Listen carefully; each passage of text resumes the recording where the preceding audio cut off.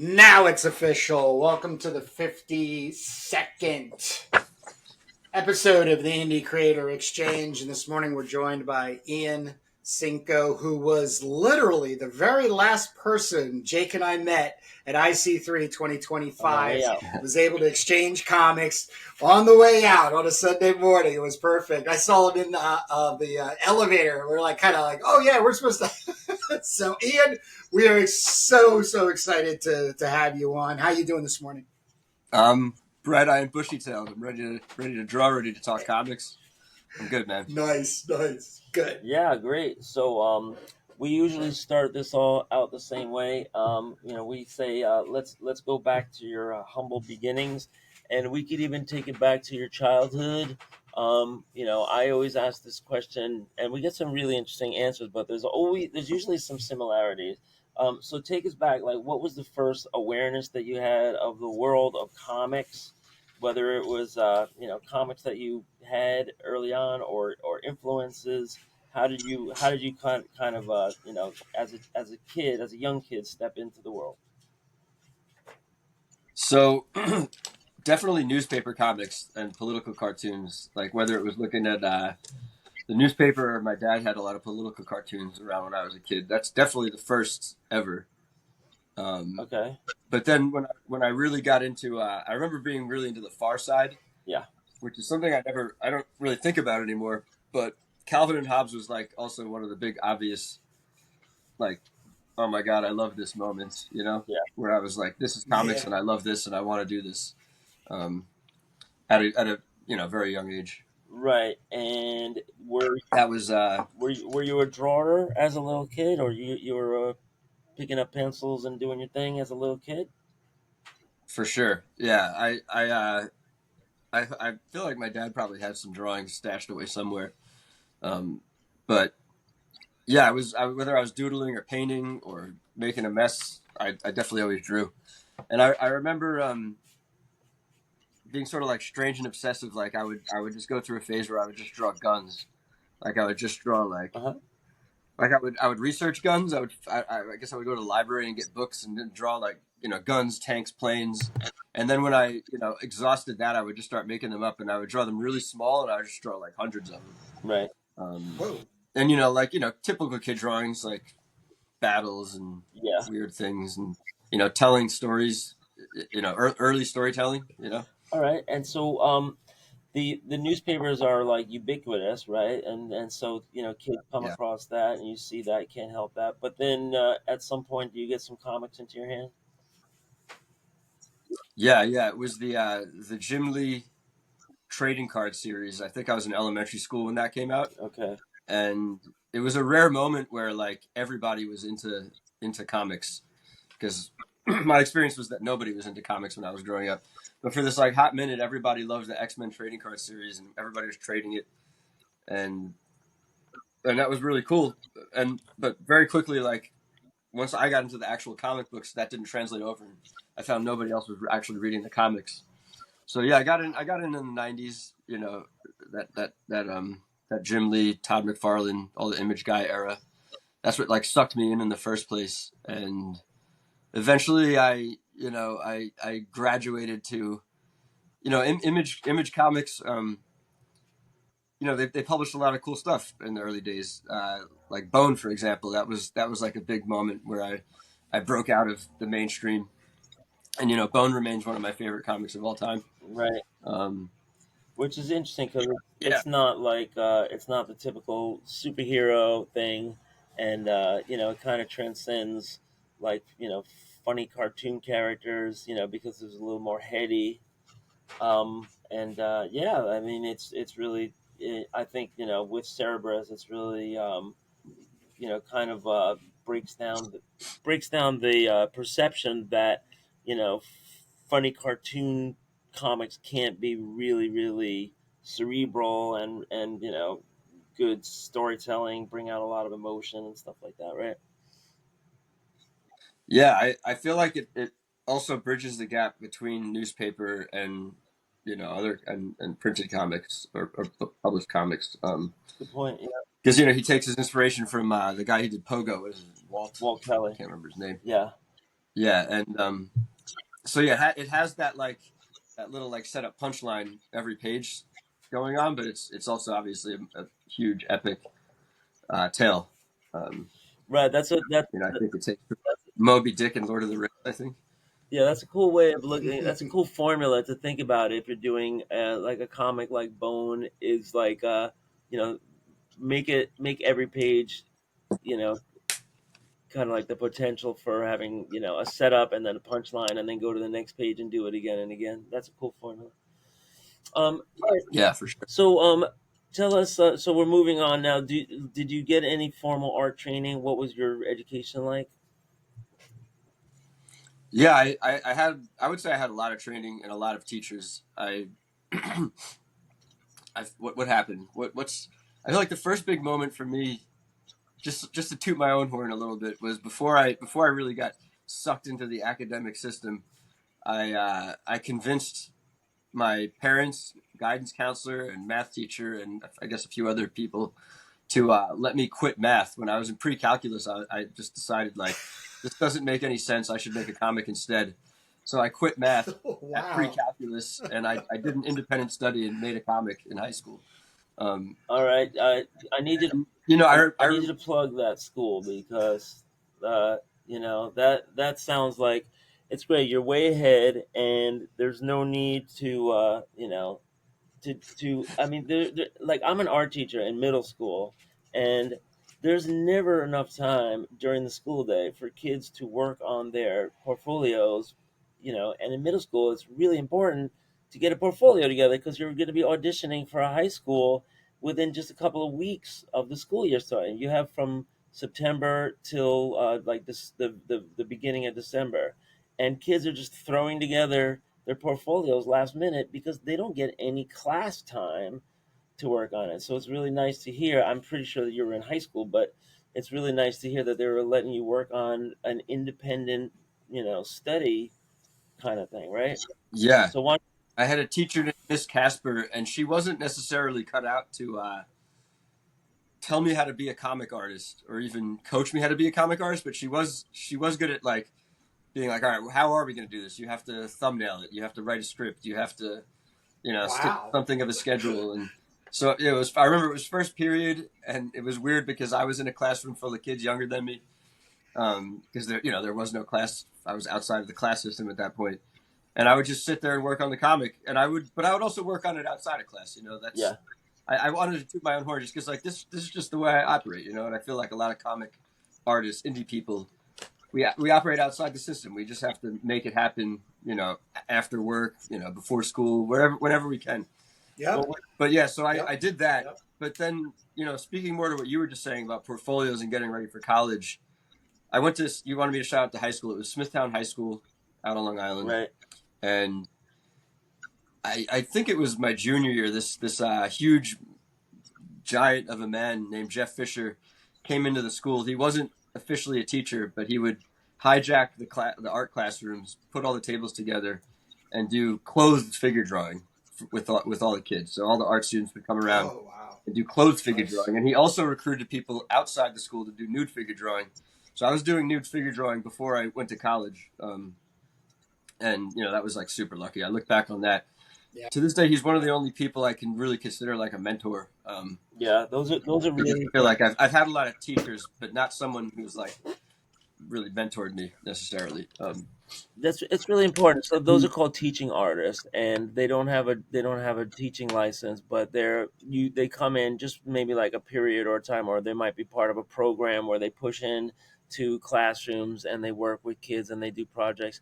Um, Kurt, I had that happen to me when I was in fifth and sixth grade. We had something called the Evergreen Studios from down in Manhattan, and they came all the way uptown to my public school and they taught us stop motion animation, and I just went crazy. Wow. And they actually let me and You this never told me that. yeah, they let me and this other kid like have an empty classroom to ourselves, and we made this motion animation that like kind of like based on Monty Python stuff that they showed at the end of the school year in the auditorium, and it just set me on a path. And if not for that guy coming in to the classroom, and I probably never would have had that experience. So if anyone's listening and you're an artist, you don't need to have a teaching license to, work with these. They're usually like nonprofits, and they push into schools, and you work with kids, and you can share a lot, and you could really, wake something up in a kid. Anyway, Ian, so you were working on uh, uh like a homemade comic in high school, I was. and I might get back to it someday. It's like pretty developed considering how young I was. right, It's not Neon Spring. It's not at all Neon Spring. right. It was an earlier concept. And what kind of genre or what kind of like inspiration were you working off? It definitely. I had read Cerebus, so I was thinking pretty epically. Right, But it's also I was also watching Dragon Ball Z. I feel like it's a combination of Oh my Cerebus, lord! Dragon Ball Z, and Game of Thrones. And at the Oh my time, god! Game of Thrones wasn't a thing. I didn't even know that it was being written at the time. Um, right. But but it's it takes place on another planet. It's definitely fantasy, yeah, medieval fantasy, but with lots of supernatural, surreal things happening. And right. yeah, I've never talked about it. I don't know if I'm Breaking news talking here. about Okay. it. Yeah, I'm gonna share at some point on the pod with Kurt my high school comics. I actually did finish a comic, Nice. and so I never showed it because it's like, just sitting around. But I have a couple of things I want to break out at some point. All right, so take a, Uh, take us to and after college, did you after high school, did you go on to college, and was it like a art college, or did you yeah, so I went to Pratt. I had that guy Jeff Fisher. I had a lot of other good. We had an AP art program, so we had like a line connected right to a lot of colleges. I was really privileged and lucky that way. Uh, Me and all my fellow classmates, we all found pretty good schools, um, and got into the ones we wanted. Uh, so yeah, and I because I had that like figure drawing early on, I hit the ground running in college. I was like sprinting that first year. Um, that first year was it's the foundation year they call it. I I tied for first place. There was like an award given out for freshman year. I tied with another friend of mine. For we got some money. And then the second, third, fourth year you go into your major, which for me was illustration. And I wouldn't say I lost my way, but I went down the children's book route. You know, Art teachers don't encourage comics at all. At least when I was in college, I only had one teacher who had worked in comics and was okay with other kids working in comics. Everyone else just discouraged it and said get away from it. Um, and it's not that I was listening to the teachers directly.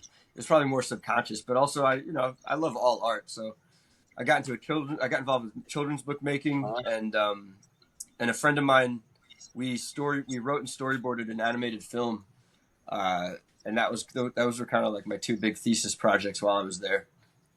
Um, but also while all that was happening, I got obsessed with filmmaking, and I was spending more time with filmmakers and shooting videos than I was working on my own projects a lot, especially towards the end, especially out of college. Once I got out of college, I found it very hard to like make money with art, but I was able to get on film shoots, and um, so I worked in video. I actually I had it's like a long, complicated story. I did a lot of work. I was a carpenter for a long time, and then I got involved with Second Avenue subway construction. But at one point, I think it was 2012, I got hired by an ed tech company doing video. I was their in-house videographer, and I changed my title to video animation designer because I wasn't just shooting all the meetings and things going on. I was actually like making um, curriculum. I was making video for their curriculum. right. Um, Yeah, that's it's funny. I mean, if anyone's listening, Pratt University is a really really good school. It's in Brooklyn. They have a great art program. They have a great film program. my nephew graduated maybe like 3 or 4 years, maybe like 4 or 5 years ago, and you Mm. know, he had the exact same story. He was in the film department, and then next thing you know, he's hired for ed tech companies that that Oh, they really? basically just recruit kids out of Pratt. I think Um, No shit. Well, that had nothing to do with Pratt for me because it was years later. I went to Pratt 2000, 2004. yeah, The film program wasn't so robust back then. right. In fact, it was very ramshackle. Now it's like upgraded. There used to be the Pratt Art Store moved off campus Uh huh. into this big facility, and now the video department's in there. It's pretty huge. They have all the top technology now. They run a good film program now. Yeah. But yeah, I was like when I don't know if you guys know about the Canon 7D or 5D when those came out, they were like it was like a little mini revolution in indie filmmaking because everybody got them. They were very affordable, and I hopped on that, and I started making music videos. So I was like pretty, I'm schooled with art, but I was unschooled with video. I did video in the real world. Why don't you slow down, Ian? So Say those two models again, and all because somebody might be listening, and also give the approximate cost. those are out. I would say those are outdated now. You wouldn't want to go with the Canon Yeah, 7D yeah, or 5D. yeah, exactly. They're pretty. Yeah, they're Yeah, pretty it's the outdated. tech. It's the technology and the combination of film and video, right? It was the Digitally DSLR, speaking, Yeah, the DSLR. DSLR. Yep, That's what they called it. And like yep, it was yep. very it was a very special moment in time. And there was a moment where I was like I learned the term predator, like producer, shooter, editor. That's what I became essentially. right. And it was awesome while it lasted, but I could kind of see everything shifting away from that. It has. It's like it's especially with the iPhone, especially you see you see companies now just doing their ad campaigns shooting on whether it's they could shoot as high as like the red camera, which is super high tech, or like an iPhone. Yeah, the And iPhone is routinely used. I was listening to an interview of the photo editor from New York Magazine, and said that their photographers use iPhones as often, and they go to print, as often as their SLRs. So yeah. yeah, there are incredible cameras in the iPhone. I remember instead of scanning things, I was using an iPhone and getting a better result. So it Oh yeah. depends. Yeah, don't certain people will judge you hard for that, but that's how I shoot all my art. If it's big, I tile it and put it together in Photoshop, and you would never know. The resolution is super high. Um, it looks great. Right. So Pratt is a pretty good launchpad. Did you ever get a course in or an elective in Pratt? Do they have like a sequential art or comics or cartooning or anything like that? So yeah, like I said, there was just one teacher who had that I knew of that had worked in comics and was okay with it. His name was Floyd Hughes, super cool dude. And yeah, I think it. I don't think I took a specifically sequential art class. Though I think his class was methods in media, Right. but he would use sequential teaching through that. And I did, like I said, I storyboarded an animation with a friend, which is that is sequential storytelling. We could have laid those panels out on a page and called it a comic. But not no there when I was there was not like if you're asking more like sequential like a comic class that as far as I remember that wasn't a thing. They didn't offer that No, there. well, I think they do a now. lot of times on the high school level and the college level, you'll have an illustration course, and then it'll be kind of self directed, and then there will be comic instruction in there for people that go that way. But it's a little different when you have a course like I know SVA has some. School of Visual Arts has on 23rd Street. They have specific courses in comics, cartooning. I think Yeah. Claus Janson was teaching there for a while. Denny O'Neil taught Yep. writing there for a while. And I want to say even David Mazzucchelli taught there. He did because I have a Yeah, friend no, who studied under yep, him. Yeah. yeah, yep. and also people should know you don't need to be enrolled in the school all the time. Sometimes they offer those classes as continuing ed courses where you can just go in for that one course, and you have to pay like, I don't know, I think it's like $350 a credit, or maybe even $700 a credit. But you can just go in. They call that surveying, when you just do the one class, and you're not at any part of any degree or anything. It depends. Yeah. All different schools have different policies. But all right, so now take us to your first. Jake, Now take us. Jake, Oh, can I can I go ahead. can I Go ahead. can I jump Yeah, in? go ahead. So the Mhm. the thing I'm dying over here because I've read Neon Spring, and I'm hoping this will kind of dovetail into where you were going, Jake. Three times so far, and I know I'm going to be reading it a couple more times from now. How do you get from New York City Filmmaker to Neon Spring? Yeah, sure. So I mean, I never fell out of love with comics. I just got far away from it. I went through, I would say, a solid 10 to 15 years working in film and trying to write screenplays, watching movies. There was a phase where I was watching 3 movies a day. I would like get off work, go to the MoMA, watch a couple movies for free there.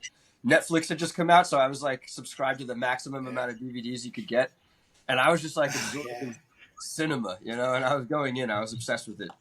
Um, and then I really, once I got hired by that ed tech company, my life became video for, rather than working on other people's stuff, I was just doing video all the time. And there's nothing like having to do something full time to make you hate it. It's like, I wouldn't say I hated it, but I got to a place where I never wanted to be a videographer. I never wanted to just follow people around and shoot, real life. Although it like opens doors and offers a lot of amazing opportunities that I'm super grateful for. I was always aware, like, this is off track. Like, I'm not making movies, and that's like the fact that I always wanted to make comics was always there in the background. So slowly over the years, I was just kind of like, art was creeping back in. I always made art. I always drew. I never totally stopped, but my music videos got more and more artistic, more costumes, more storyboards, and my ideas for comics were starting to spring up. Not just ideas for movies. And I found myself at work just seeing this guy. He was older than me, and I didn't have an Instagram account yet. And I joined Instagram for the first time, followed him, and I saw him, and he was posting art every day. And he was like an older creative director. And I was like, I had this dinosaur moment where I was like, why am I the dinosaur here? So I was like, I joined Instagram. I just started drawing for fun again, like, drawing just every day, just drawing in my sketchbook, and no pressure. There was also, like, I'm leaving out something where I kind of like stopped believing in myself as a visual artist. I just never thought like I would cut it. So I kind of just like I migrated towards video because my love of storytelling, and I just thought I would never be like a good comic artist or visual artist, which is kind of ridiculous. I believe what you believe is going to come true, or at least Yep. if you believe negatively, Yep. then that's definitely going to come true. That's what you're going to get. Yeah, exactly. If you believe you're not an artist and you suck, then that's true. You won't be. You won't be. It's a guarantee. Mm-hmm. So like that phase of my life was really important to me, just because like I learned to really love it again, and just do it for fun, pressure free. And now the pressure's on in my life. I feel like a ton of pressure, but I'm better equipped to deal with it for a lot of reasons. And I feel like if I'm starting to feel burned out, I know how to like take a break now. But yeah, so I could keep chattering in detail about all kinds of things, but basically I was drawing and making art again, and this idea for the comic really just it did like spring into my mind in a flash, like, which is rare. Like, I don't always get like a huge flash of inspiration like that. Usually it takes like a lot of work. But yeah, I was just like joking around with friends about a driverless car, and while I was joking, it was just like I kind of saw the whole thing in my head, and I became obsessed with it. So, but that was like pre-pandemic, and it really took the pandemic happening to put me in a place where I was going to make the comic, because I had all this video work still. I had all these other projects I was involved in. I was really bad at saying no, and it was really the pandemic. Like, overnight, my video work went away, and all my work went away. Like I think most people's did, and I was just I was at home making art and I had no excuse anymore. So I feel like a lot of people, especially, sorry, I'm getting over a cold, so I have like a pretty scratchy throat. Especially everybody at IC3, which is where we met, the Indie Comics Creator Con. And I find a lot of people just not just at that con, but just the indie comic world. I feel like we all have the same story, whether we like always made art, like, I always made art, or whether you just started making art for the first time. A lot of people have made their first comic during the pandemic while listening to cartoonist kayfabe, and Yeah. that's my story, man. I mean, that's really I could tell many more stories, but that is like my comic origin story. I would say was the pandemic finally put me in a place that I had no excuses really, and that I could finally do it. So is Neon Spring issue 0 your first publication? It's my first like fully finished and self-published comic. Okay. Not my first. You asked, is it my first publication? Yeah. Did you have anything published before this? Yeah. So that phase I went through where that older guy was drawing and he made me feel like I was the dinosaur. That was about 4 years. I made about 4 years of art, and one day I was like, I'm going to make an art book, and I thought I would make a small one, but I ended up just being like, no, I'm going to collect everything I did during this phase. So it's like a 556 page art book that I released in 2017. Yeah, 2017, and that was a huge turning point in my life because I did my first solo art book release. Mm-hmm. And so I had like all my art up on the walls. I invited all these musicians to perform because back then I was still the music video director.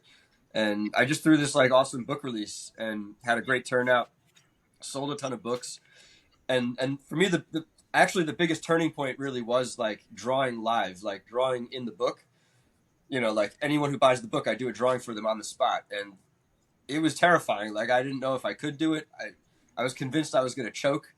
But I forced myself to do it, and now that's just like what I do all the time. I draw live. I draw in I've sold almost 400 copies of that book, and I've drawn in all of them except for one.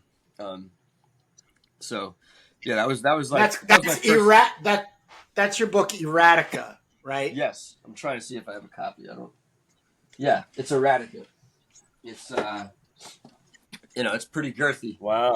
And I want to do more. I have enough new art where I could definitely do more. I'm prioritizing making comics right now, and it's hard enough to do that. Yeah. So to stop and make art books isn't necessarily how I feel like I need to spend my time at the moment. But yeah, I intend to put Eratica and Neon Spring out for the foreseeable future. That and do my show, Everything in the Kitchen Cinco. I want those three things to be my life. And So that still struggling, still doing other jobs, still doing I wouldn't paying say bills. yes to too many things, but I do say yes to art shows, and that really messes me up because there's like a lot of time wasted with art shows. So I'm trying to like just stay in the studio. Really, is what I'm trying to do with my life at the moment. right. It's interesting. Usually, an artist will do like one of those big coffee table books, like in the end of their career, and you have it like Yeah, more of like a sketch journal or a sketch diary, right? Type thing. yeah. People were definitely discouraging me from releasing a big thing for many reasons, including that reason. It's like it definitely feels like something you should do at the end of your life, but I don't know. I feel like it's Eratica became this thing where it's just like it could be whatever I want it to be, but ultimately, what it is it's just always going to collect everything I do. Yeah. Because there's always a reason to hide work away, and whether it's because it's not good enough or you don't have the right to it. But for me, Eratica is going to be my phone book where I just catalog literally everything I've ever done in semi chronological order, and not allow anything to be censored or hidden or burned or thrown away or anything like that. And people can order that if they follow your contact info. Yeah, at iancinco.com or just DM me. I'm pretty available on most platforms. We'll definitely link that and we'll plug that at the very end. But it's great. I mean, I have to start working on that too. I have like decades worth of stuff built up for that. And sometimes you're even like on the verge of throwing something out, right? And then you're like, no, let me I made this for a reason. Let put this in the coffee table book at some point.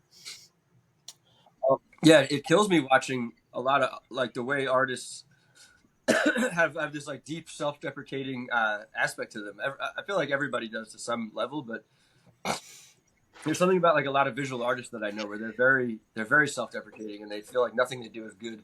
And then add to that they have people in their lives who don't encourage them, and Yeah. the fact that there's not enough room in anybody's houses or apartments, and you always got to make room. Your significant other's like, hey babe, these drawings, like, can we get rid of them? Um, and it kills me. I really hate watching artist friends throw out their work or destroy their work. It hurts me personally. So I advocate for everybody to like do their own version of like collecting all their art into an art book. Yeah. Because yeah, But even I if you think do that's throw the even art away, more. at least you have it in a book. I Yeah, I think that's the even a bigger purposeful way of approaching creativity and process. And also, I have to slant back to like books and comic books as an art form is the Eratica. Um, I'm definitely loosely familiar with, but it's definitely going to go on my pull list to get because I think those books have so much sincere honesty that they appeal to so many other artists, or at least people aspiring their own creative process. But I think the thing that's so much more of value is when the artist can turn around looking for, Frank Frazetta or Frank Miller on the shelf, and then all of a sudden they see their book and they go, "Oh shit, that's right. I put that together." Well, instead of going to Frank Miller or Frank Frazetta, I'm going to go back to some of the old stuff, and then you're having it. That dialogue is not only interior, it's exterior. It's exterior, and I find that to be super valuable, if not the most valuable thing to do in comics. Going back to Lockdown and cartoonist kayfabe, I believe their biggest megaphone moments were maybe not directly, because I think directly they were like, take a year off and make a comic. I would hear that a lot, and I ended up following that approach. But I think what it sent to everybody was not only make a comic, not only make it, but just print it out. Like go to Kinko's or use your own printer. You couldn't go to a Kinko's until whatever, but and then all of a sudden you get all these zines, you get all these little things, and then people are trading them, and then you get an anthology, and you're in an anthology. It's just super. It's super cool. The medium of book publishing. So Yeah, I feel like comic people in particular, we love comics, we love books. So yes, and like the physical form of it, and so to do that is beyond gratifying and edifying. It's like I can't even tell you. I mean, I can tell you because but people who don't know, it's like you don't know how good it feels until you're doing it. It's better than the best feeling you've had. It's like I love what you just said about like you look at the shelf and you got Frazetta and your favorite artists, and then there's your book. yep. I honestly I've wasted a lot of time, especially when I first started self-publishing, just laying my stuff out with other things I like, just because it tickled me like that. It was like amazing to see. Um, I would just take pictures of it and be like, "Wow, this is like I feel amazing right now." But yeah, it's I remember I was hanging out with guys from the founders of Global Comics, and like one of them in particular is just like I wouldn't say he was like kind of discouraging me from wasting my time with print, and me and the publicist were just sitting there like, no, you don't get it. You just like you don't understand comics. Like No. Yep. like, Yep. Yeah, so this just to keep things moving. So this is kind of like my favorite segment. I want to know about Neon Spring. And this is clearly a sci-fi comic that has, it might remind people. I don't know if these are influences, but it might remind people of some things that I'm picking up, like Aeon Flux, heavy yeah. metal. Um, Hmm. maybe a little, the motorcycle stuff, maybe, some of these famous, Japanese anime productions. Um, you seem like you have a pleasure robot here in the storyline, and and this apparently is the future. So why don't you take us through the genesis of the idea for Neon Spring? Well, the genesis is as simple as I was just making a joke about a driverless car, and then I kind of like got obsessed with it, and I reverse engineered how to get to these images that were flashing through my brain. I would say even when I released issue zero, I didn't really have a bigger idea of what the story was. Um, but that was a long time ago now, so I've written a ton, and now I know a lot about the world and the characters and where it's going. Right. So So I will be. I wouldn't call it a reboot necessarily, but I will probably have to redraw what happens in issue zero so it fits the story better. Um, really, okay. It, yeah, most likely. it's a very substantial comic. How many pages is it? I want to say 32. Right, great. Yeah, I love that number. 30. It's 32 plus 4, right? With the covers. Um and I don't remember. there's no ads. So Yeah, so unless. Yeah, I don't. Yeah, there's no ads. No so this is a ads. real Technically. indie comic here, and a lot of good value inside. Um Driverless cars are here now. They're still kind of experimental, and they're doing these limited launches. I think out in Mhm. Las Vegas and California, they have special permission to have driverless cars. We're starting to see driverless delivery vehicles and stuff. But what is the driverless car in Neon Spring? What It's really just the mechanism that a shadowy corporation uses to capture human brains. Uh, they're experimenting on humans and human brains, and this is like a weird way. It's tied to like laws that were passed in this world where they can kind of get away with it. And the car has an AI. It's like a kernel of a mother unit. It's not the whole unit. It's just a part of this. I don't even call it AI. It's like a super intelligence, right? and and Neon Spring itself is a super intelligence. It's another corporation within the story. So I have these sort of like big, powerful super intelligence corporations, doing what they do, battling it out in their direct and indirect ways. And my main character Zuzu, who's the apparent sex bot in the story, is she's actually way more than that, and she's on a deep espionage mission to retrieve Mother. Her main mission is to hijack Mother from the deep block, which is an experimental facility deep underground, and bring it to Neon Spring, which is off planet. That's her. That's the sort of. I just spoiled my whole thing. Um, so people get into these cars, unsuspecting, and then they have their brains kind of removed and replaced.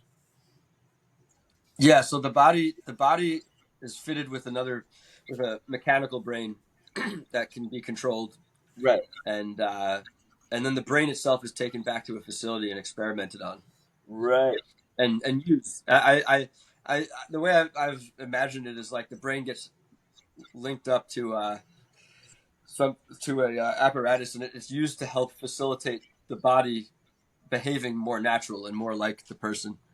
Um, and is I don't know if you went this deep, but is this supposed to be kind of like a metaphor for what's happening with technology, and our brains are basically being removed as we get programmed to living in this corporate world, or is it more just like on the surface? They're just creating these kind of like controllable people.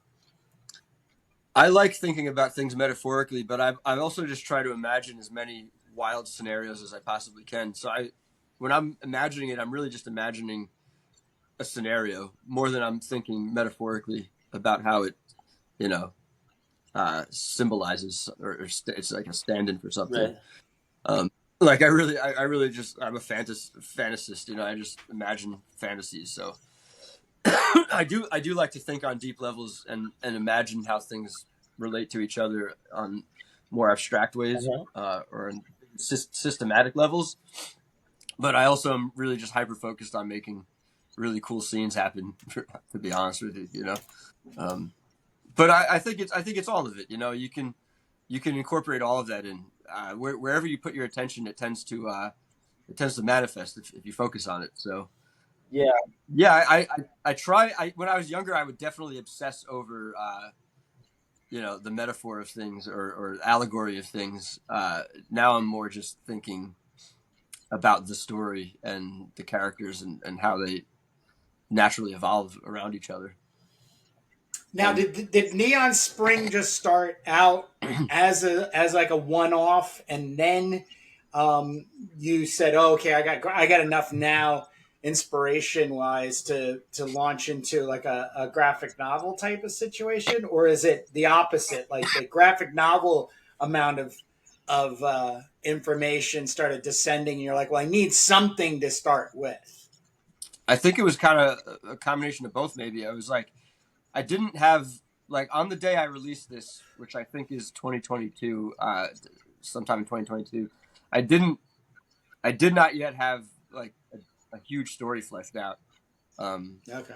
But I knew I wanted to, and you know the work I put into issue 0 was like all around making it like starting to build that world, you know. So it was like I wanted it to seem like there was a bigger world as best I could, which I read it now and I'm like it's not as big as it doesn't seem as big as it should, but I tried my best, you know. I was definitely there's like a lot of the beginning seeds of what I ended up writing over the course of the next what is it 3-4 years since the release.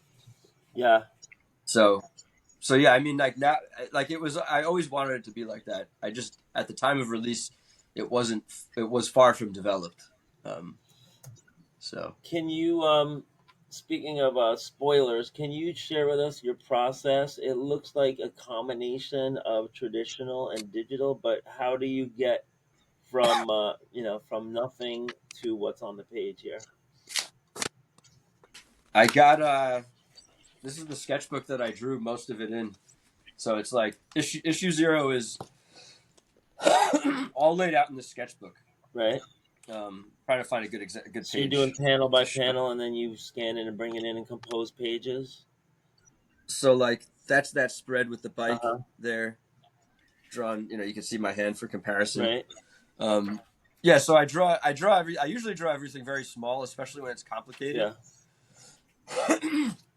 And then I blew it up. I actually I worked ridiculously big on issue 0. This is the portfolio. It's like 18 by 24 pages, Uh-huh.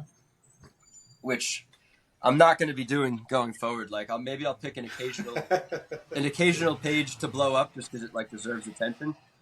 But yeah, I met an artist named Ian Bertram, and he was telling me about Paul Pope, and Paul Pope told him to work big, so he works big. And there's all these artists. There's a few of them who work gigantic. That's like their thing, and it's great for them because they have art reps and they sell their pages for incredible amounts of money, and that's how they make their living. Yeah. More than a ton. But I kind of want to get into a mode where like I'm actually pumping out my comic, and not like, you know, especially as someone who still works other jobs, I have to be very realistic about my time. So I'm working 11 by 17 now, and and I do work traditional. I work on paper just because I love it. I have a Cintiq. I work digitally as well, so I'll touch things up digitally, and I color digitally. Definitely lettered in the computer. You know, I love the idea of doing a hand lettered comic, but I don't think for Neon Spring, all the amount of work that has to go into it, it just doesn't make sense to do that. It's like I like the ability to have like right down to the wire the day before I like finally publish it. to be able to change a line of dialogue if I'm talking to a friend and they're like, "Hey, this is a better idea," I love to have that freedom. Yeah, that's what I'm doing right now. I'm changing the dialogue to make it fit, or I flip the page and then I come back and read it again, see it with a different eye, and it's great to do that. I mean, you could do that if it's in the art, if it's in pixels too. It's just a little more work. But Do you letter? Are you lettering in Photoshop, or I see you're opening I'm Photoshop, opening right? for some now. I've been doing the lettering in Quark Express, which is a defunct page layout program that all the newspapers and magazines used to use, like 20 years ago, Yeah, 30 years ago. I remember it. But yeah, so I have this old version, and I have this old white laptop that I have to use it on because it doesn't work on anything else. And when this laptop falls apart, I think I'm screwed. But I'm doing it this way, and then. Um, It's really annoying. I have to split the Adobe Suite. I split the Adobe Suite with a friend of mine. Yeah, it's so like It's like $69 a ex- month. It's yeah, absurd. so It's it's so crazy. expensive. And then if you're paying by the month, what happens if you only use it like one day? It's crazy. I'm Yeah, there was like a year where I didn't use anything in the Adobe Suite, but they don't make it easy to leave it either. But then I'll use it a ton, so I just keep it. It makes sense. I use other programs in it too. So Yeah, right. I know. They have this Adobe Animate project, product, which I haven't really gotten, to put it through its paces. I want to check that out because it's like, I guess the nearest equivalent to what Flash used to be. Um, as a teacher, can you get a not a like some kind of teacher discount or educational discount? well, last year, Is that last possible? year they made the whole suite free to educators, and and then I think theoretically it was free to students too. I don't know if it was the full programs or anything, but I just never had time. I had it on my to do list, so sit down and figure out how to use Animate, and I never got around to it before the school year ended. Now I don't know if they're doing it again this year. If they have, I haven't heard it yet. But once I start going to all these, professional development workshops, I'm sure I'll find out if they're doing that again. Um, but the problem is time in the classroom. If you're going to try and teach something like that in the classroom, you need a whole Yeah. year. You need a whole dedicated course. And it's not something. I mean, maybe a lot of kids can take it on themselves and do it at home if they have a license too. But you know how it is. You really have to like experiment with it on your own, and um, the the Yeah. the the educational settings are way behind the commercial applications and the commercial uses. So I learned almost nothing in school when it came to computers, and it wasn't, and I really was a dinosaur, and it wasn't until I like had to use it for work, and like I always tell people who are like intimidated by the programs, like I would just fixate like, all right, here's a thing I need to do, like one thing, and I would just really learn that like one thing, and then of course there's like three or four ways to do everything, so you start like branching out from there, add a second thing, but it's just like you have to be patient with yourself, and you just have to dive in and try not to be overwhelmed, oh, and then like years go by, and all of a sudden you're just now I'm pretty proficient, and I could teach people, but. yeah, you're talking to somebody But yeah, that I was totally to try to encourage people who are discouraged or afraid of it. It's like I couldn't use Photoshop to save my life until God, I was like a master of Premiere before I was a master of Photoshop, which is kind of crazy because I think Premiere is a way more complicated program. Um, but yeah, I just putting together my art book, I started to learn how to touch up photographs. That was the first thing. So like, all right, I gotta make it black and white. You know, fix the exposure, whatever, clean it up, yeah save it, learn how to save things, resizing. I go back way back, to like early versions of Photoshop, and I was there since the beginning, like learning this, and then like it changes, and people that are just stepping into it now, you could literally just type a prompt and have AI do it all for you. Oh man, yeah, I haven't messed around with that at all yet, but I've seen some friends do it. You can like highlight an area and put a prompt in. It's so crazy. They have tools that are just going to be, making it so brainless. And like, the Mm-hmm. stuff that we went through, like I think I got my first Mac in 86 or something, or no, maybe like 89. And it like I think it was $3,500 for like 1 meg of RAM. If you wanted to upgrade, like from the 512K floppy disk. So we've definitely come so far, and we're Yeah. getting into, I guess, quantum computing. At some point in our lifetimes, we might even be able to get our hands on stuff. That's supercomputers, let's say.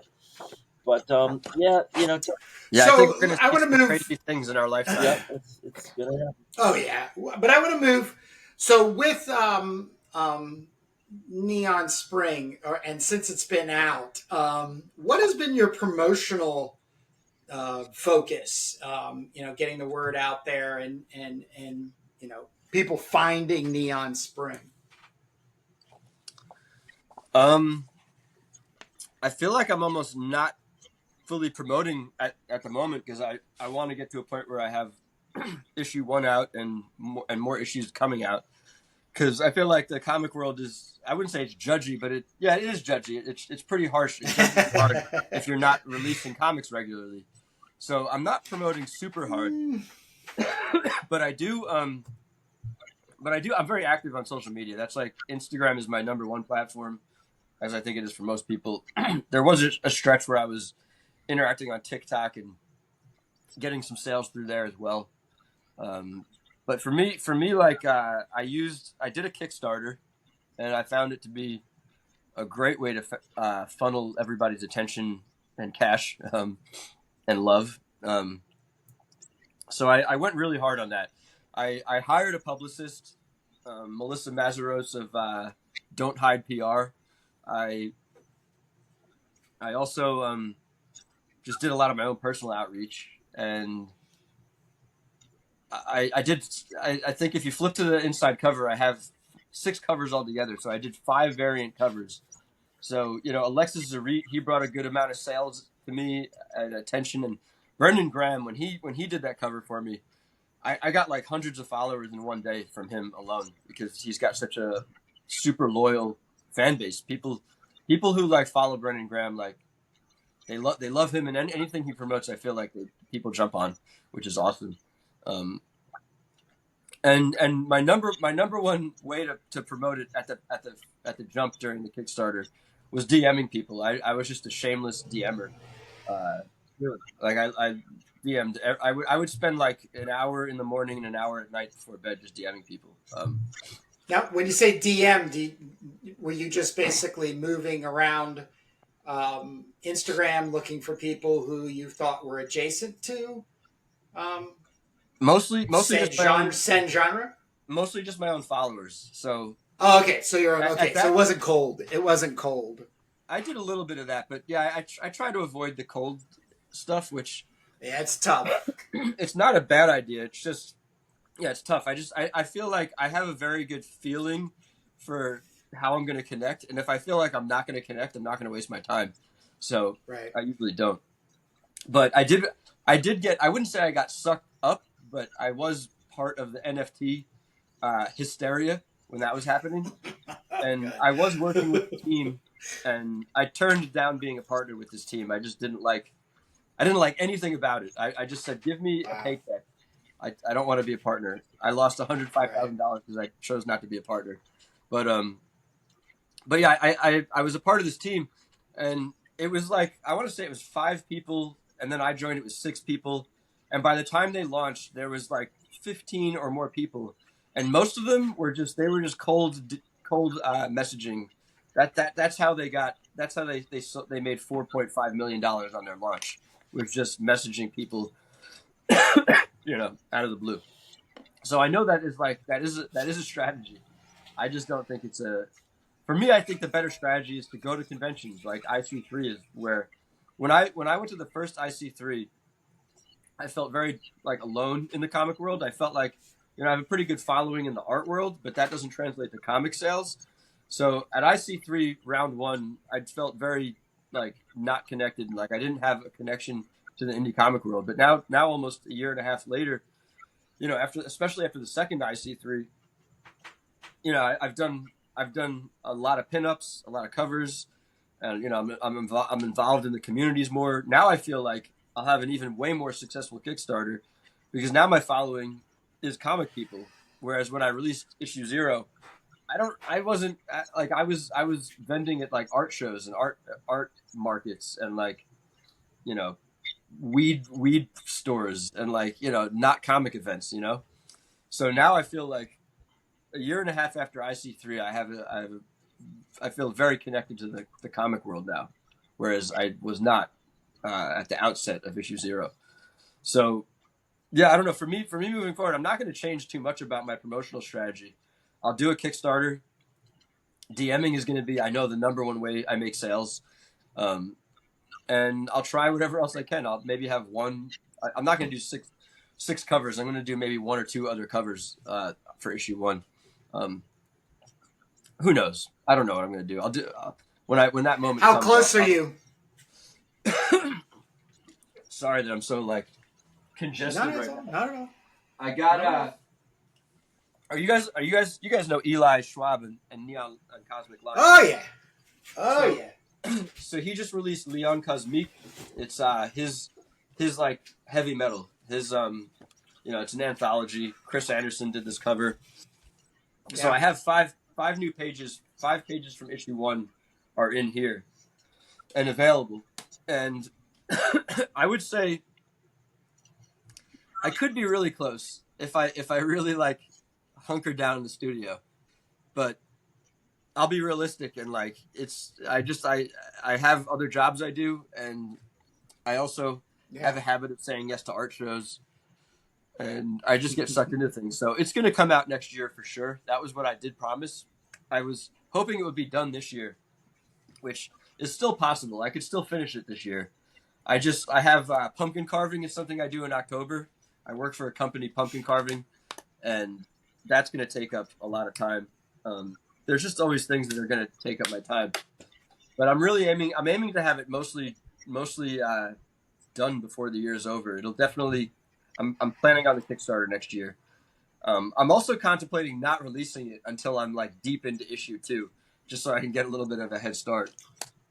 But we'll see. Good point. Yeah. Have you any interest? Have you any interest in like being published and distributed by somebody like Eli and Cosmic Lion? Oh yeah, 100%. I feel like if it makes sense and we have a conversation, I'm 100% down. Eli's my friend. I love the guy, and I would love to publish with him. But I like what he says. I've seen him say a lot that like, maybe not everybody needs him. Maybe what we need to do is just keep publishing ourselves. But I don't know. I fully intend to have a deep talk with him about how it would work and if it could work. Because you did ask about my promotional strategy, and it really is just me doing everything myself.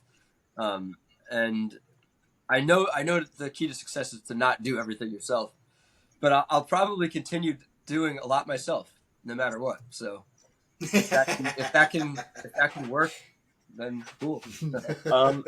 Eli is probably the most flexible publisher on the scene, and growing. Yeah. He has a determination, focus, and direction, and his commitment to indie comics is very inspiring. We had him on for an interview, and I think that was one of the big eye openers for Jake and I, in thinking about the difference between doing it all yourself, especially in the promotional marketing world, but even more so distribution. And now we're living in a world where there's no diamond distribution. There is Power Pulp Comics. There's a link down below to go to Power Pulp Comics, which is, the first that I've seen where it's a co-op of artists getting together with their material Yeah. And having a one point focus website, and the co-op is pushing the funding in order to support um, sales towards the stores, which is really our microcosm. When I do hear um, people talk about their work, and I'm totally assuming it's deep within their conscious thinking that they have to have everything lined up in order to have a successful comic book. I've just been finding it's less and less about um, having everything lined up, other than the fan following and knowing where those fans will come from. Yeah. Your book,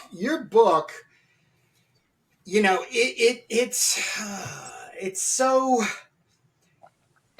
and I say disheartening because there's so many things out there that are amazing, but like I feel so lucky that we met in the elevator at IC3 going out on a Sunday, and you handed me this book, because I don't know if I would ever come across it, which is it's a shame, because of the well put together everything. The whole comic is 100%, in my opinion, put together exactly the way it's supposed to be in a contemporary comic book model. Something that would then go out and have its life in distribution and follow up issues and the graphic novel collection. But the frustration comes down to where do you go to find something like this? And I think you're also right. It is the comic book shows. Jake and I still, every day I have an IC3 moment. Like, when the hell is this thing gonna be in 2026? I want to sign up, and it can't get here fast enough, because that was the secret. Were you tabling at IC3? Yeah, I tabled both years. It's funny how, And you were in the main. You were in the main Yeah. floor. You were in the main Yeah. room. Yeah. Don't The know how first I year, missed this. Eli. That's Eli the frustration. I was at the Cosmic Line Island the first year, because I didn't have a table the first year, but Eli gave me a Okay. table, so I was tabling. And then the second year, I was tabling nearby because I got a table the second year. Okay. All right. Yeah, I hope they're. I just saw Kazra. They said they're gonna announce it soon. There's changes happening, as I think you're. Yeah. Yep. We can only hope that it has been growing, but it's growing in the way that's going to fit for us, the creators. I think that's probably Matt and Jamie's um, impossible feat that they probably are balancing right now, is how do you make it a destination point for indie comic collectors, buyers, fans, but still make it rooted in the individual identities of those artists that attend. And of course I've had my ideas, and I shared a couple with Matt. But the biggest part, my biggest disappointment, was there was not enough time to really just even have that, like, one-on-one moment in an elevator, where you're like, hey, yeah, you're not Kurt. Hey, like that even that was, that's just I think a fantastic thing, and it's just being able to have the time to move around and talk with people. But I want to keep this moving. We're already over an hour. Which is amazing. The sort of last little segment, which we have already been tapping on, but I still want to put this in front of you, Ian, and just get your thoughts on it. Future of comics. Do you have any wishes? Any negatives? What's your outlook on the future of comics? I really avoid grand statements on the whole industry or anything like that. Predictions. I have a best friend who's like, I want to say once a week he's saying something like disparaging about the comics industry, and I'm like, Man, like whatever. Like to me, it really is whatever. This game is 100% about finding your own group of people that you bond with and Yep. work well with, and Yep. and number one priority for us as individuals is to find people who want to support us and buy our product. Yep. Yep. And I don't think anything will stop that. I think we'll see. The industry will continue to do weird things, whether it's the comic industry or the comic shops. We'll always see brick and mortar going under. It's always going to be hard for them. They have the hardest. Uh, the shows will always be competing with Hollywood and cosplay and all these other things. Or competing is a weird word. It'll just feel like they're competing. But for me personally, I see nothing but opportunity. I see like the world just continuing to open up, and in particular with IC3 and comic art fans and OAX, I see a window where like in the future, I think I could really just be doing nothing but comics. It'll mean like having to sell my original art, which is something I don't like to do. But I do from time to time, and I see that as my future. I see my future as like moving up, finding more people who like what I do, and I feel like the main income is going to come from selling original art. This year, actually, there was a major turning point in my life this year. I had a surgery in January and I couldn't physically work.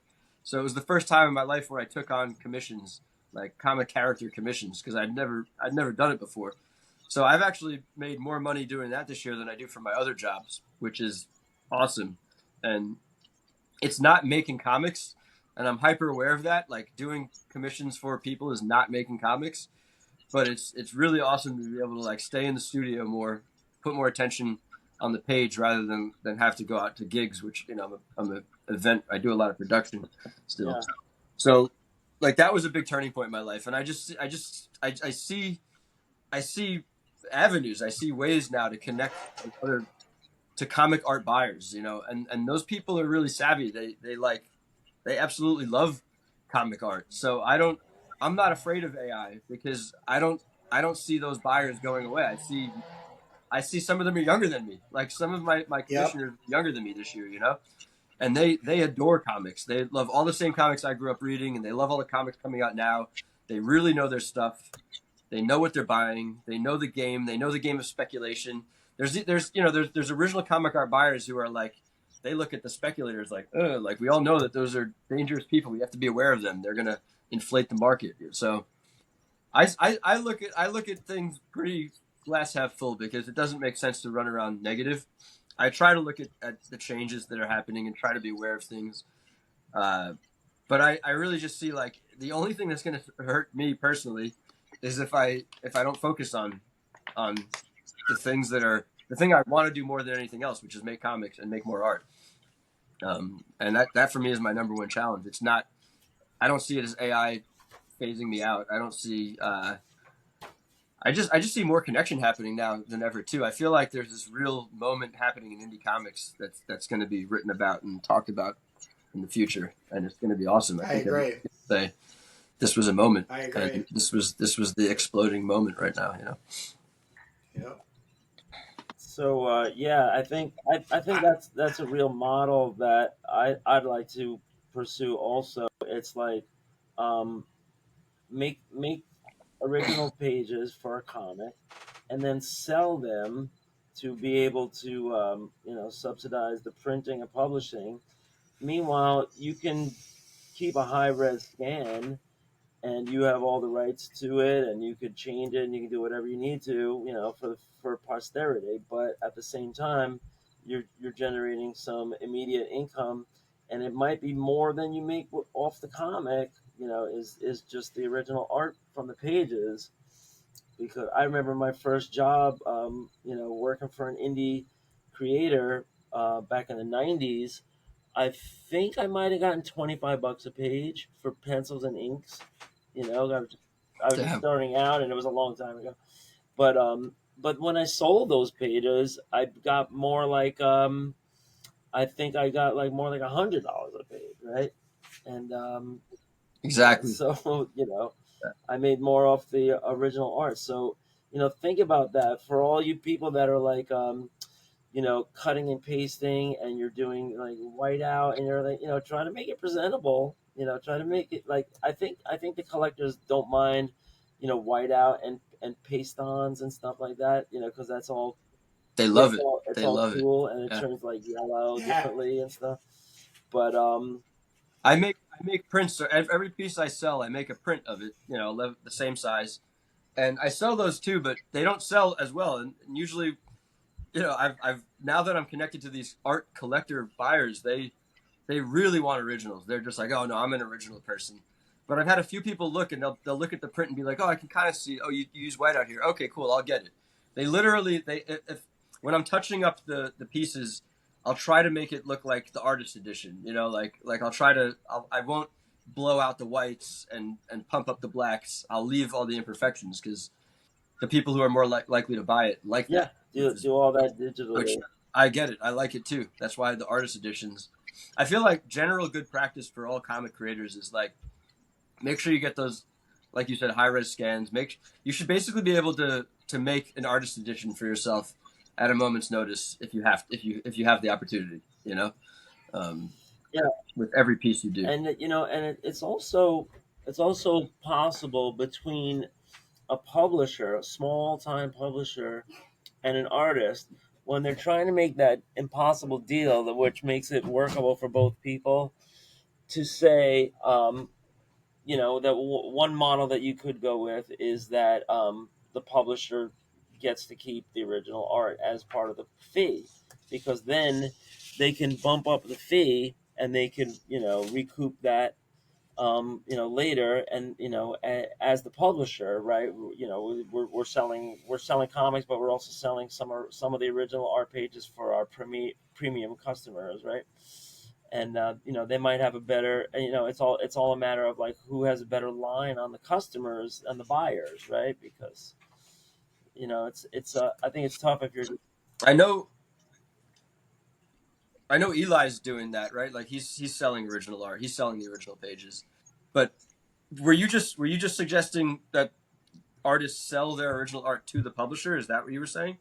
Yeah, for beginners, it sometimes can make the difference between a page rate that they can live with, if they also include the original art. And the reason is because if the publisher says, "Well, I can get $50 a page for this," but the artist might not be able to. It all depends who's got the customer base for the buyer. And Right. that brings up something that I spoke to Kurt about at the last IC3, in that room where they were giving out the pizza. There was a lot of wheeling and dealing going on with original art, and Oh, really? that I saw artists that were whipping out stuff, out of portfolio cases, and they were showing it to buyers and collectors and stuff, and it wasn't something that you would necessarily see out on the tables so much, right? Because sometimes it's people that are bringing some original art in a case or like a little portfolio or whatever, and they're not tabling. They're just kind of like Oh, yeah. present, and they're just like they have that to shop around, but they don't have the whole setup. So I would love to see a con that was just dedicated to original art.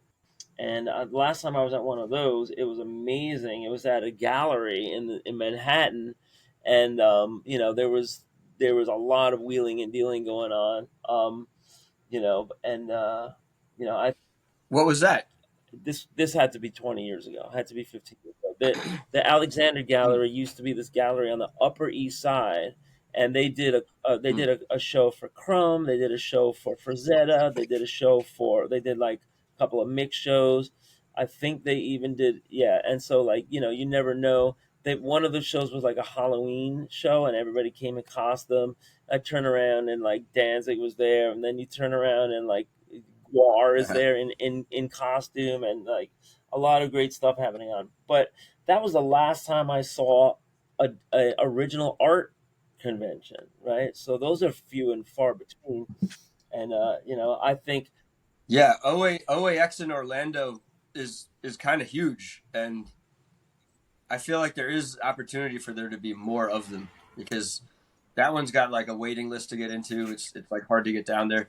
Although through IC3, I think they're going to try to bring indie creators like us. They're going to try to have like a separate room or something for indie creators, which will be awesome. Well, I mean, if But you're yeah, tabling, you can bring. I If you're see. tabling, you can have your original art there. It's just like, the people that come to your table are probably looking for comics. They're probably not looking for original art. You might sell some. If there was a fair that was just for original art, then I think that would attract the big time dealers and collectors, and I think that would be a benefit. That's what OAX is. But Yeah. but Yeah, yeah, yeah. I think there That's should be all it more. is. That's all it is. Yeah, yeah. You know, I know you're allowed to it's sell run by the same guy. Yeah, Yeah. the big thing though is like the point I want to make is that comicartsfan.com basically are the producers of indie comic IC3. Yes. And that's Bill Cox and I apologize, I cannot remember the other guy's name, but those Cassie. guys are like deep into deep into. I think they're basically like the ones that you use to go and get your stuff sold properly Yeah. and by like the true real value of it. Because I had done six years straight at a show up in Reading now called Imaginative Realism, IX. And that's all it was. It was straight traditional painting fantasy artists. And the big thing was the originals. And so, I Yeah. mean, I've got a really good friend, Matt Stawicki. I'm having lunch with him in like 2 weeks. And that'll be pretty much like the 1 month mark before he goes up to the show. But he makes half of his income off of 4 days at this show every year. Yeah, that's amazing. And Yeah. it's half the, and actually I worked with him marketing wise over the last 4 years to get him to focus primarily on just his own dragons. And the last 2, if not 3 years, he has almost sold out just at that show and has picked up sales off of his website. So, What show did you you say know, that was? Jake, it's called IX, Imaginative Realism. It's amazing, and the cool thing is that you could do the showcase. I mean, there's a PayPal draw that you have to go through. At one night, at 8 o'clock on a Wednesday night, you have to hit the PayPal button, to get a table, and they sell literally less than a minute. They'll sell 200 tables. But the cool part of it is, the last year I was there, I got a real good position at one of there's like 3 doorways, and I was like fifth table down on the right, and uh, uh, I don't know what it was. Well, no, I know it was my Gardner Francis Fox library. The books that I was doing, the scratch boards in the cover. Jim Steranko, because he lives in Reading. He was coming through the store. He stopped and he goes, I knew George Gardner Fox. His wife made the best spaghetti. Wow.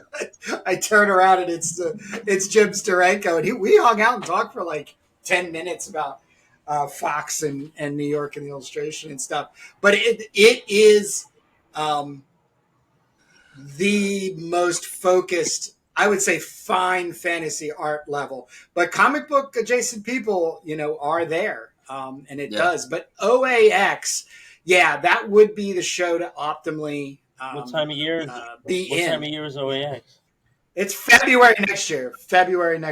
20th to the 26th. I got the website up right now. Right. But also the overarching company is comic art fans, and like I really dove in and explored it this year. Well, as a result of not being able to work and that's where I went to get my commissions, in that community basically.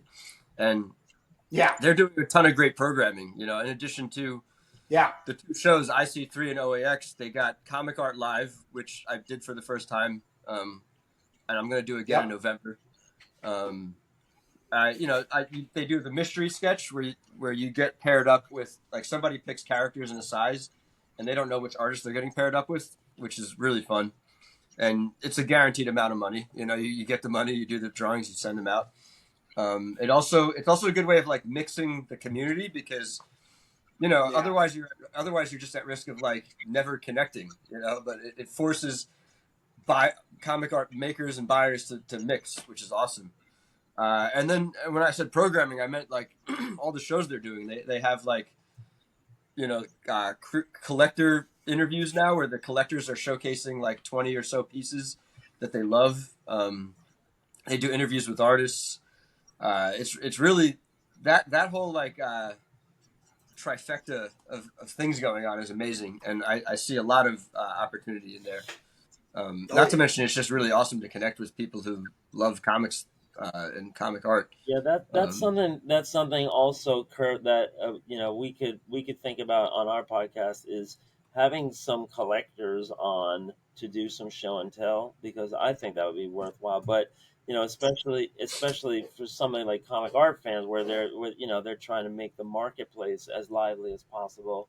You can see somebody coming in and saying, "All right, well, I'm not selling these anytime soon, but I have this, this, and this," and you show, like, it's kind of like maybe a little educational about what I'm going for and why, and how I'm doing on my investments and all that, because it only helps the artists when you have as vibrant a marketplace as possible for the collectors.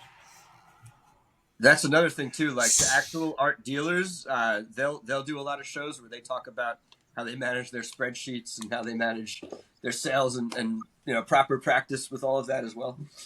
Right, and Yeah. and and, and sometimes it's sometimes you get into some stories about people that are significantly wealthy, people, their collections that have accrued. I mean, Oh yeah. if you were buying Kirby and Gil Kane and John Romita in the '70s, you were paying, you know like 40, $50, maybe, I don't know, maybe $100 for stuff that's selling, 2, 3, 5,000 a page now. So it's I'm sure some. I don't. uh, I'm sorry to cut you off.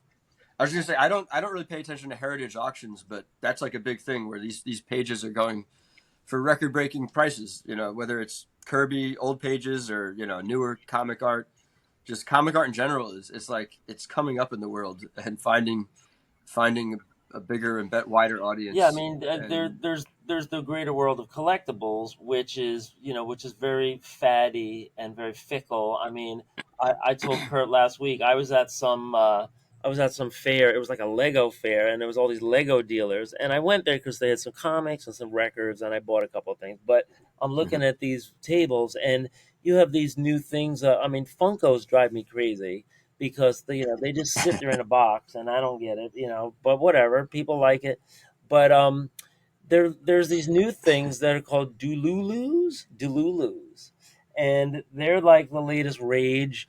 And I think, like, they have a little more of a female audience, but they're just like, useless dolls or plushies or whatever they are. I don't even know what they are. They're just like little figurines, and they're cute, but they soared in value, and they became the latest thing, like lilies or beanie babies. And Yeah, trolls. yeah, They're fads. right, just a total fat. And who know if it'll be worth 2 cents tomorrow? And the same thing goes with the Funko. I mean, you look at the rise and fall of NFTs, and you just see, there's so much like just made up value that's just in the collective psyche. But when you're talking about like real generational value, I used to be in the autograph business. I used to be a layout artist for a catalog, and they would sell autographs of Abraham Lincoln, George Washington, Mother Teresa, Muhammad Ali, anybody famous, the astronauts, the generals, the Civil War, all this stuff.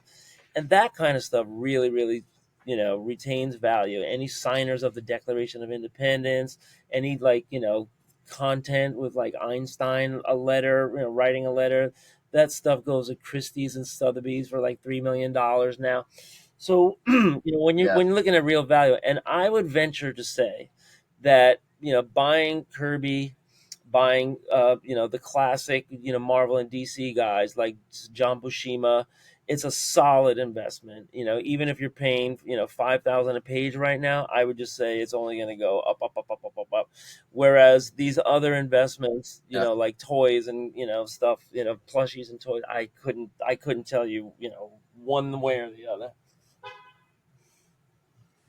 Yeah, the key with all that is just make sure you're interested in what you're collecting and selling. Like the second you see someone who's not doing that, you got a speculator, and it just causes problems, man. Yeah, and there's also But there's also the problem of aging out. If your audience oh is yeah, aging out, because when I was in autographs, you would have something like a photo signed by all four Beatles, and that was selling for about 10 grand. And now it's less, and the reason why is because the people that care about that are not around anymore. They're dying off, and now you're really? dealing with their daughters and sons who are Man, selling off their Beatles photos, right? And that's assuming you can get them authenticated and get guarantees and everything. But when it comes to something mm, like George Washington, or Sam Adams or Thomas Jefferson, or whatever, that kind of stuff isn't going anywhere. The same thing like in fine art. You're talking about Picasso and Rembrandt and all that. Everything like all those household names. They're all going not going anywhere. But you might have like a new artist come along, and he could be a flash in the pan. That goes up, up, up, up, up, up, up, and then all of a sudden down. So if you're a dealer, you could get stuck with yeah, that kind of stuff. And it all so the speculation. Well, let's actually start talking about something that's going up. So between Neon Spring and Turbo Pit Fighter, it is the comic creator exchange. So Ian was so generous to give both Jake and I a copy of issue 0 of Neon Spring, and he's got a copy of Turbo Pit Fighter second printing. No, the second Turbo Pit Fighter, and we want to hear what his thoughts are, because this is why we started the whole thing, was to get some feedback from colleagues in the industry, and let us have it, please, Ian. well, I love it. I love what you guys are doing. I feel like we're kindred spirits. I hope I'm not being Yeah, presumptuous, but I think we are. not at all, not at all. Yeah, it's really rad. It's definitely it's got gore. It's got uh, dystopian, futuristic stuff going on. I think we're in the same world. Um, but on an art level, I just love it. I know that you do collaborate on the art, right? Yep, I Yep. do the pencils, and Kurt does the everything else. Thanks. Yeah. Well, Because I said that because I want to say when I saw you at IC3, I could have sworn you guys were like drawing on the same pieces together, creating the same pieces. Did I see that wrong? well, you mean in the drink and draw? we, Yeah, just the drink and yeah. Yeah, draw. we're probably drawing the same characters. But yeah, Okay. we were just doing like pins or whatever. What Kurt does, I think it goes beyond inks. I mean, I call it inks and tones, but maybe Kurt has a different description for it. No, you're right. That's what I've been saying. Tones and Yeah. texturing. Are you doing ink wash too? Yeah, I use a graphite, a water soluble graphite. So I'll actually, I do what's called a 80% skeletal inking line, just all the lines, like a brush pen and a high C3.5. And then I do uh, the liquid mask to cover basically everything I want to keep white. And then I do the page then gets a wash of this gray water soluble graphite to be able to give me a kind of a duotone shade faux-ness. It's basically just to give me a gray value to then start making things darker, blacker, or lighter, whiter. Yeah, I love it. I've been debating whether I'm going to use ink wash, and I've started using some tones, but then that affects like how you color it digitally, and if I'm going to even color it digitally.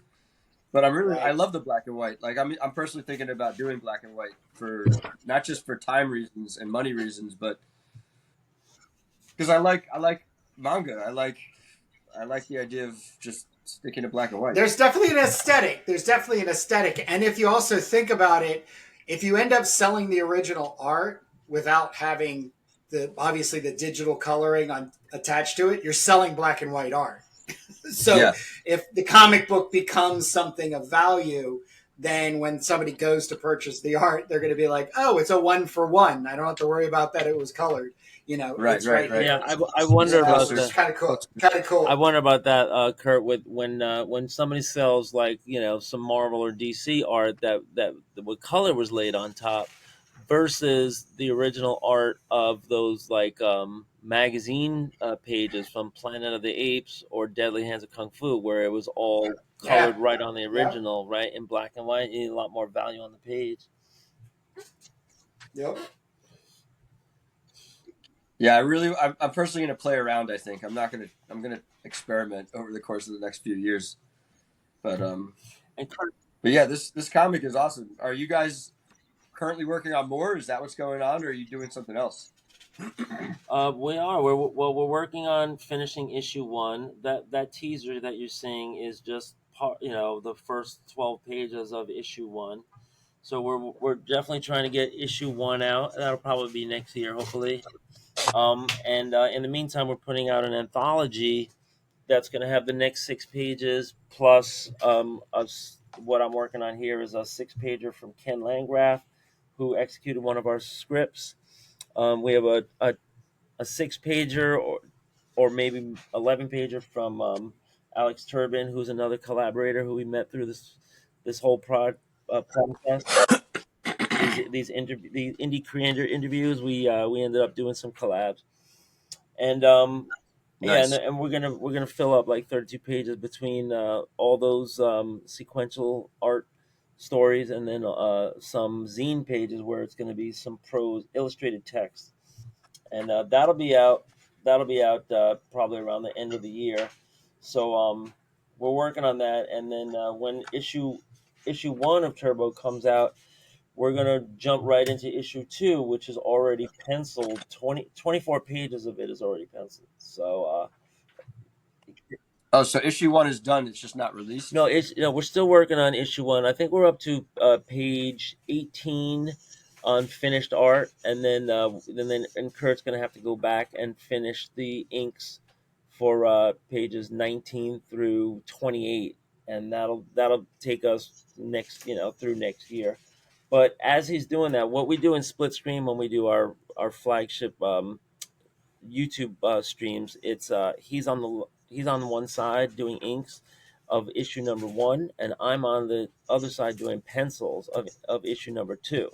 So we're pretty far along. We're Wow, pretty man, far along in pencils on issue number 2. that's awesome. Yeah. So I'm way ahead of Kurt, and he's got a lot of inking to do yet.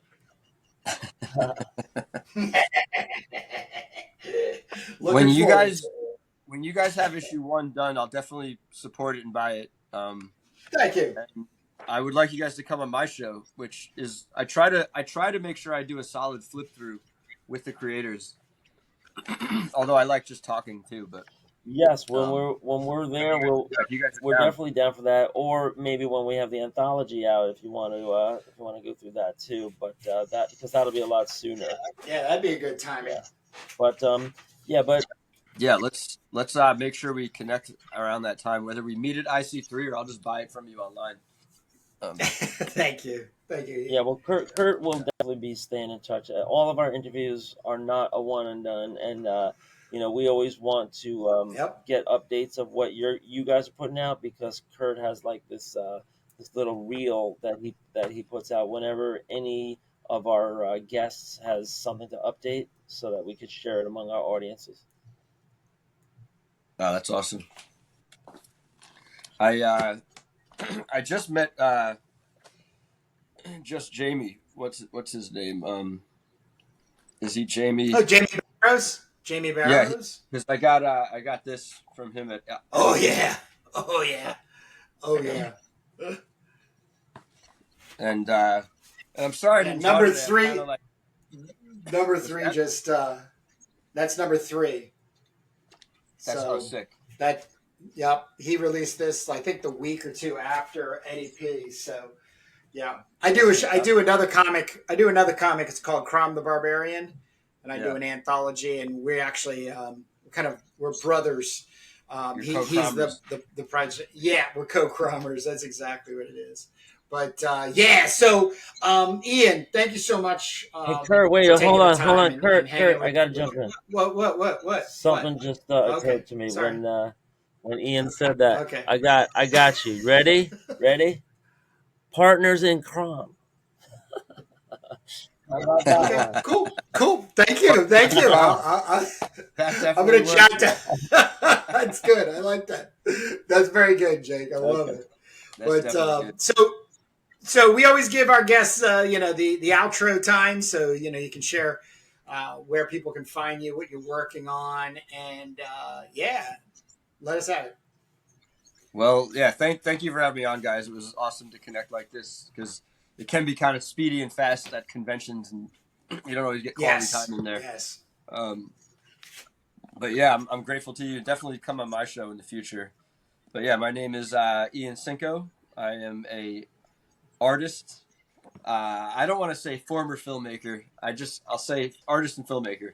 And I'm currently focused on making my comic Neon Spring, which is on screen right now, and my art book series Eratica. Eratica collects everything I do. When I say everything, I mean like sketches from top to bottom. The goal is to just have every bit of art I make collected in Eratica, and you can order all of this from me online or DM me for it. Eratica comes with a custom drawing on the inside cover. Um, I also have a few copies of Leon Cosmique. You can order these from Cosmic Lion or from me, and this features a 5-page short story. It's really not really a short story. It's 5 pages from issue 1 of Neon Spring. Um, But they're unique from issue 0. That's yeah, it's part of issue that's a, 1. a So preview of upcoming issue 1. Gotcha. yes, yeah, Yeah. and yeah. I mean, you can follow me on social media. I'm usually Ian underscore Cinco, Cinco on most platforms. Uh, yeah, iancinco.com. You can connect with me, and I have my show is called Everything and the Kitchen Cinco, Okay. where these days I primarily talk to comic creators about their creations. Nice, Um, Yeah, nice. well, we're great. We're great. yeah, We ran into you at IC3. Can't wait to hang out again at the next one. Regardless where it is, hopefully they're going to expand on the tabling and the drink and draw, so that there's a lot of networking time. It's very valuable networking time. And yeah, we will definitely be in touch. Folks, I recommend this if you like heavy metal, if you like Jeff Darrow. This is a great comic. I was looking through it, and then I had to go back to the beginning and look through it again because it's one of those you want to really be thorough. And you can see there's a lot of work in there. There's a lot of love in there. So check out Neon Spring, and we'll see you guys all next Sunday if you're around at 10 a.m. Eastern time. Kurt and I will be live, and we'll be live drawing and streaming. And then check out our other channels. You just watched another Indie Creator Exchange, and you could also see our flip throughs on the comics that influence. All available on our YouTube landing page. Just put Turbo Pit Fighter in Google, and you'll be off and running. Anything else, Kurt, before we say bye? That's it, and I'll see you next Sunday, All Jake. right. Take care, Kurt. Take care, Ian. yo, thanks guys.